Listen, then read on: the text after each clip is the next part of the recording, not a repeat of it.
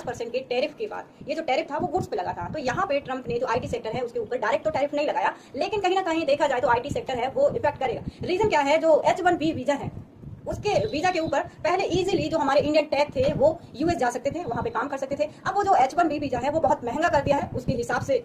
अब जो यूएस में कंपनी है अगर भारत से टेकी मंगाती है तो पहले तो 1 लाख रुपीस उनको गवर्नमेंट को देने पड़ेंगे। उसके बाद जो भारत से मंगाया गया टेकी है, इंजीनियर है, उसको उनको सैलरी देनी पड़ेगी। तो उनका जो 86% के करीब एक्सपेंडिचर वैसे ही बढ़ गया। तो अब होगा क्या कि जो यूएस में कंपनियां हैं तो वो अब क्या करेंगे कि इंडिया से इतने ज्यादा जो इंजीनियर्स हैं वो टेकीज हैं वो नहीं बुलवाएंगे, वो वहीं पे यूएस में ही देखेंगे। तो यहाँ पे देखा जाए कि यूएस में वैसे ही टेक जो इंजीनियर्स हैं उनकी कमी है। ऐसे पहले भी बोला गया कि जो स्किल्ड इंजीनियर्स हैं, स्किल्ड टेक्निकल हैं, वो यूएस में बहुत कम है। इसलिए चाइना हो गया, इंडिया हो गया, इनसे स्किल्ड टेक्नीशियन और टेकी जो इंजीनियर्स हैं वो यूएस में मंगाए जाते हैं। अगर देखा जाए कि 100 में से 70 जो इंजीनियर है, स्किल्ड इंजीनियर इंडिया से यूएस जाते हैं। इतना बड़ा डेटा है। H1B वीजा जब यहाँ पे इतना महंगा हो जाएगा और कंपनियों को इतना ज्यादा पेमेंट गवर्नमेंट को पे करनी पड़ जाएगी तो मुश्किल होगा। अब ये जो वीजा है इसकी जो लिमिट है वो रखी भी कितनी गई है, 12 मंथ्स के करीब यहाँ पे उसकी लिमिट रखी गई। अब 1 साल के अंदर उस वीजा को क्या करना पड़ेगा, फिर रिन्यू करवाना पड़ेगा। तो यहाँ पे जो कंपनी है उनको काफी लॉस होगा। तो यही एपिसोड वो यूएस की जो कंपनी जैसे इन्फोसिस हो गई, गूगल हो गई, टीसीएस हो गई, जो यूएस में स्टेब्लिश है, अगर वो इंडिया से इंजीनियर मंगाती है, पहले क्या होता था कि सस्ते पैसों पे ही इंजीनियर मंगाती थी। अगर वो यूएस का कोई इंजीनियर हायर करती है तो बहुत ज्यादा महंगा पड़ता है, उनको बहुत ज्यादा वेजेस देना पड़ता है। तो यहाँ पर अगर एक इंजीनियर इंडिया से जा रहा है तो उसके बाद उस इंजीनियर की अगर जो सैलरी है 1.5 लाख है तो यहाँ पे